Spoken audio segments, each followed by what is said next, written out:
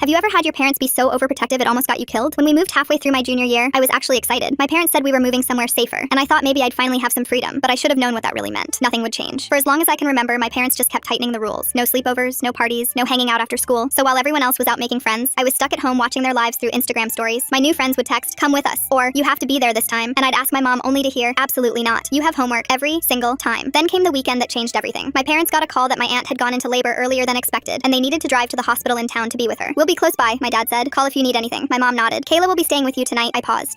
Who's Kayla?" "She's a responsible college student," my mom added. "Your babysitter for the night." A babysitter. At 16. I was an honor student who'd never once gotten in trouble, and they hired me a babysitter like I was 7. The timing couldn't have been worse. My friend Megan lived 2 houses down and was throwing a huge Sweet 16 sleepover that night. I could see the decorations from my window, girls arriving with overnight bags, music starting up. The party was right there, maybe 100 feet away, but it felt like a world I'd never get to be part of. Kayla arrived that evening with an overnight bag and a smile that felt way too cheerful. My parents gave her the full house tour before leaving, like they were handing off a toddler. After they left, she made dinner in the kitchen while I hid in my room. I texted Megan, "Have fun tonight. I'm stuck here smelling whatever my babysitter is cooking." She sent back crying emojis and said she wished I could come. I spent the night watching their stories, girls laughing, doing makeup, dancing. Around 8 p.m., Kayla knocked on my door. "Hey, I'm exhausted from finals. Going to bed early. You should get some sleep too." I barely looked up. "Yeah, sure." Her footsteps faded down the hall. An hour later, I heard something outside. When I looked out my window, I saw Kayla sneaking across the lawn toward a car waiting with its headlights off. She climbed in, and they drove away. I blinked, wondering if I really just saw that. My responsible babysitter had snuck out to see her boyfriend. For a few minutes, I just paced. I kept watching Megan's stories, the music, the laughter, the lights. The FOMO was unbearable. Kayla wasn't here. No one was. This was my one chance to finally feel normal. I grabbed my phone, slipped on my shoes, and quietly went out the back door. Walking into Megan's house felt like stepping into another universe. Girls everywhere, music blasting, pizza boxes covering the counter. "You actually came!" Megan shouted, hugging me. For the first time in my life, I wasn't the new girl or the weird quiet one. I was just part of the group. We played truth or dare, made friendship bracelets, danced around like idiots. It was perfect. Then, around 11 p.m., everything went still. The air felt heavy, like the calm before a storm. And then, boom, the ground shook. A deep explosion tore through the street. We ran to the windows, screaming. My house was on fire. Not just a little fire, an explosion. Flames shot through the windows, debris scattered across the yard. Megan's mom was already on the phone with 911. Sirens filled the neighborhood within minutes. I stood there frozen. My home, everything, was gone. Then Kayla's car screeched into the driveway. She jumped out, screaming, "Oh my God, she was inside!" I put her to bed. Firefighters rushed over. "Was someone in the house?" Kayla was sobbing. "Yes, the girl I was watching. She's still in there." I couldn't move. I just watched the chaos unfold while everyone thought I was dead. A neighbor must have called my parents because 15 minutes later, their car came flying around the corner. They saw the flames and ran, screaming my name. Kayla was crying, apologizing, saying she told me to go to bed. My dad tried to run toward the house, but firefighters held him back. My mom collapsed, sobbing in the street. Everyone thought their daughter was gone. I walked up behind them in my pajamas and tapped my mom on the shoulder. They turned, eyes wide, like they were seeing a ghost. "I'm okay," I said. "I wasn't home." They grabbed me, crying, holding me so tight I could barely breathe. "Where were you?" My mom finally yelled. "At Megan's," I said quietly. 2 houses down. They looked at Kayla, furious. "You said she was in her room." The fire marshal stepped over. "Gas leak from the stove. Burner wasn't fully off. Gas filled the house and something must have sparked it." Everyone turned to Kayla. Her face went pale. "I made dinner. I thought I turned it off. I'm so sorry." My parents just stood there, speechless. The only thing my dad said was, "Thank you for having her," before turning back to watch the flames. The rest of high school was a lot less strict after that. I guess they finally realized being safe isn't the same as being protected.